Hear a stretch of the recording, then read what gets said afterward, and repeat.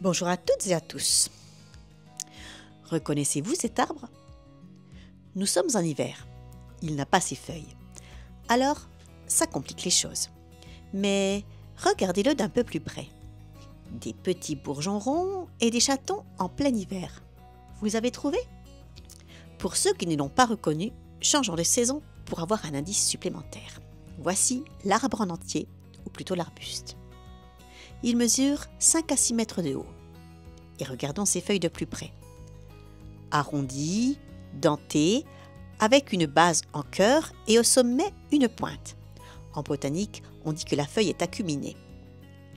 Une feuille souple et velue.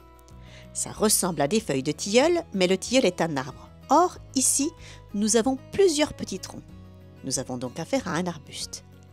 Allez, pour ceux qui n'oseraient pas encore trouver, un dernier indice. Son fruit savoureux dont on se régale en automne.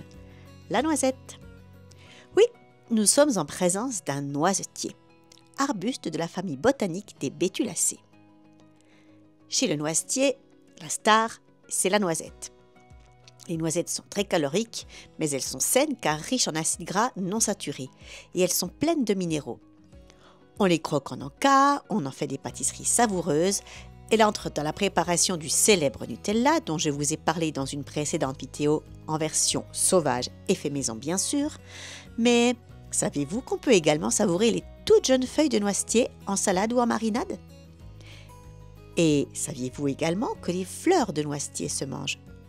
Les fleurs de noisetier? Mais à quoi ça ressemble ça? Eh bien, il en existe deux sortes, car le noisetier est un arbre monoïque, c'est-à-dire que sur chaque arbuste poussent deux sortes de fleurs, des fleurs mâles et des fleurs femelles. Tiens, voici justement une fleur femelle. Elle est magnifique, n'est-ce pas? Vous allez certainement me dire, je n'ai jamais rien vu de tel sur un noisetier. Normal, puisque cette fleur mesure à peine 2 mm. Autant vous dire qu'elle est très discrète. Pour la trouver, il va falloir ouvrir l'œil. Les fleurs mâles, par contre, sont nettement plus visibles, mais elles n'ont pas vraiment une allure de fleur. C'est ce que l'on appelle un chaton, c'est-à-dire un épi qui regroupe une grande quantité de fleurs minuscules. Les chatons de noisetier sont pendants et verdâtres. Ils apparaissent sur l'arbre vers le mois d'octobre. Au début, ils ressemblent à ça. Et puis, à partir de fin janvier, début février, ils s'épanouissent pour libérer leur pollen qui aura pour mission d'aller à la rencontre d'une fleur femelle, avec l'aide du vent. J'adore voir les chatons de noisetier s'épanouir. C'est le signe que, mine de rien, alors qu'on est encore en plein hiver, le printemps pousse déjà à la porte. Signe que la saison des cueillettes est bientôt de retour. La nature est bien faite, car à cette période de l'année, où l'on ne trouve pas grand-chose à cueillir, les chatons de noisetier arrivent à point. Ils sont très riches d'un point de vue nutritif.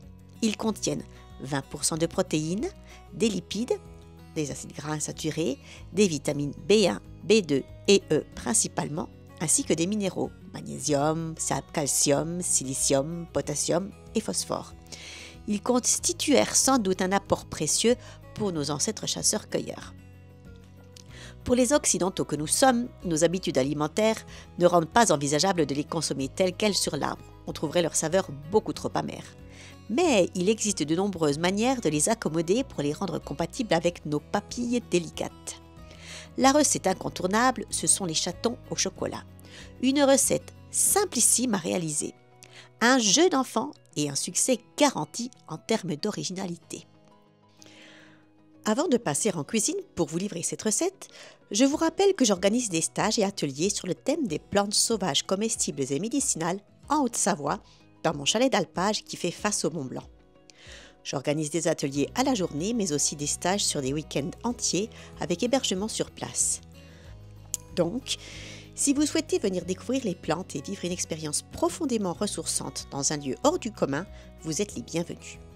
Vous trouverez toutes les informations nécessaires sur mon site www.lescueillettesd'Heidi.com et aussi en description. Allez les gourmands, en cuisine maintenant. Pour réaliser cette recette, il suffit de faire fondre du chocolat dans un jus d'orange, ou de jus de poire ou tout simplement dans du lait, suivant la préférence de chacun. il faut que le chocolat soit à la fois liquide et onctueux. Ensuite, lorsque le chocolat est prêt, il suffit de faire plonger les chatons dedans, puis de les disposer sur du papier cuisson ou de poser la branche dans un vase. On parsème le tout de quelques grains de sésame. On attend que le chocolat durcisse et puis c'est tout. Essayez avec vos enfants. Entre la promenade cueillette en forêt et la préparation de cette recette simple et originale, vous allez voir, ils vont adorer. Et n'hésitez pas à prendre des chatons en bonne quantité. Le noisetier est un arbuste très commun et avec les chatons en trop, on peut faire une sorte de farine. Je vous donnerai la recette de cette farine dans une prochaine vidéo. Par contre, soyez vigilants. Le pollen de noisetier peut être allergisant. Et si vous êtes sensible au pollen de noisetier, la consommation des chatons est déconseillée. Bon, et bien maintenant que vous savez reconnaître et cuisiner les chatons de noisetier, je vous souhaite une bonne cueillette à tous.